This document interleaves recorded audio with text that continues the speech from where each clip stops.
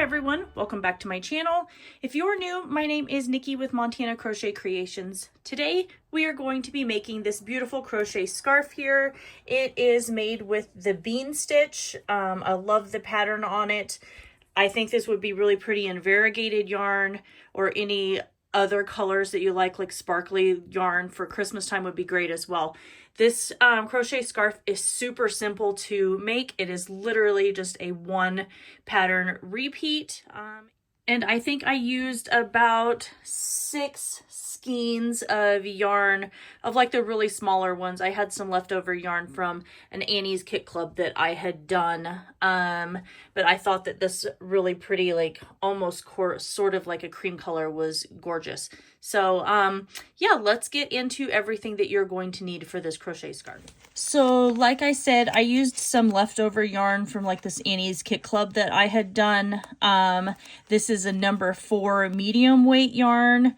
It is 90 yards and I used about 6 skeins to make my scarf, and my scarf ended up being 64 inches long. But depending on how long you want it, then is going to depend on how many skeins of yarn that you need. And you can use any number 4 weight yarn you have on hand. Like I said, I just had this left over. It was extra. You're also going to need a 6mm crochet hook. You will need a pair of craft scissors for clipping your yarn ends whenever you are done, and you will need a yarn needle for weaving in your yarn tails. So go ahead and grab all of your supplies that you're going to need for this crochet scarf, and I will meet you back here and we'll get started. Let's get started on our crochet scarf here. So I'm starting with my slip stitch, and then I'm going to chain 25. So we've got 1, 2, 3, 4, 5, 6, 7, 8, 9, 10. All right, for row 1, we're going to start working on our crochet scarf here. So we're going to place a bean stitch in our 3rd chain from our hook. We've got 1, 2, and we're going into our 3rd. So we are inserting our hook and then drawing up our loop. I like to try and keep them nice and tall here. We're yarning over, inserting our hook again into that same chain, drawing up our loop, still nice and tall. Now we have 4 loops. We're going to yarn over, insert our hook again, and drop another big tall loop. So now we have 6 loops on our hook. We're going to yarn over, pull through all of those loops, and then we're going to chain 1. Now we're skipping this stitch and placing a bean stitch in the next one. So we are going to insert our hook, drawing up our loop. Then we are going to yarn over, insert our hook again, draw up another loop, yarn over, insert our hook, and draw up another loop. Now we're going to pull through all 6 of those loops, and then we're going to chain 1. And that's what we're going to do all the way down along the edge here until we get to that very last stitch. So work that, and I will meet you back here in just a few minutes when I am done with row 1.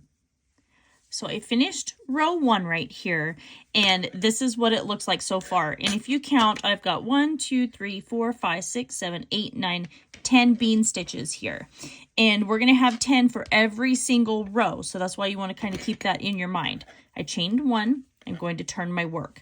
So now we're going to just keep working bean stitches, but we are going to work in this little space right here.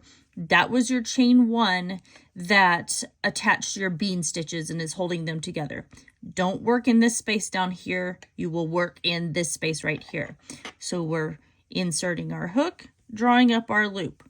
We're going to yarn over, insert our hook, draw up our loop, yarn over, insert a hook, and draw up our loop. We've got 1, 2, 3, 4, 5, 6. Yarning over, pulling through all 6, and then chaining 1. Now we're going to look at this bean stitch. If you pull it, you can see right there, there's our chain 1. That's where we're going to place our bean stitch.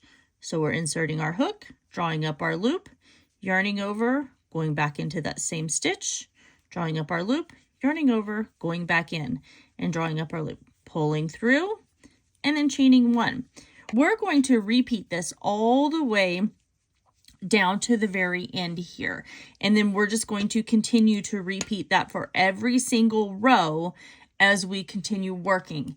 And you're going to do this for as long as you want your scarf to be. So again, we're going to insert our hook into that space, drawing up our loop, yarning over, inserting our hook, pulling up our loop, yarning over, going back into that space and pulling up our loop. We've got 1, 2, 3, 4, 5, 6. Yarning over, pulling through all 6, and then chaining 1. Then we'll find our next space here for our bean stitch, and then we are going, which is right here, and then we're going to continue working that all the way until we get all the way down to the very end here.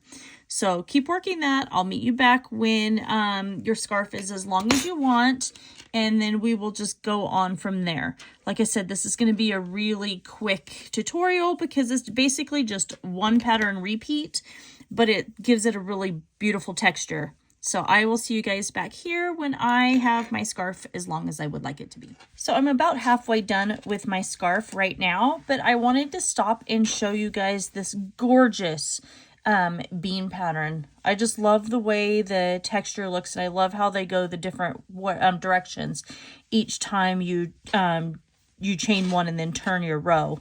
But yeah, I just wanted to pause for a minute and show you this is what it should be looking like. It is going to be the perfect stitch for any blanket or scarf. It would be really cute for fingerless gloves. It'd also be cute for like sweaters and things. So anyway, I'm going to finish getting my scarf as long as I need it to be, and I will meet you back here when I am done with that. And this is my finished product. My scarf is about 64 inches long. I wanted it long enough to where you could double it up around your neck if you wanted to when it was really cold. But you can see that lovely, gorgeous pattern that's on there. This would be really pretty in a variegated yarn or even like an ombre yarn where it changed colors. I think it'd look great. So anyway, I hope you guys all enjoy this tutorial. Make sure you like, comment, share, and subscribe. Don't forget to ring that notification bell as I do post tutorials here every single week. And that is everything for today. I love you guys all so very much, and I will see you in my next video.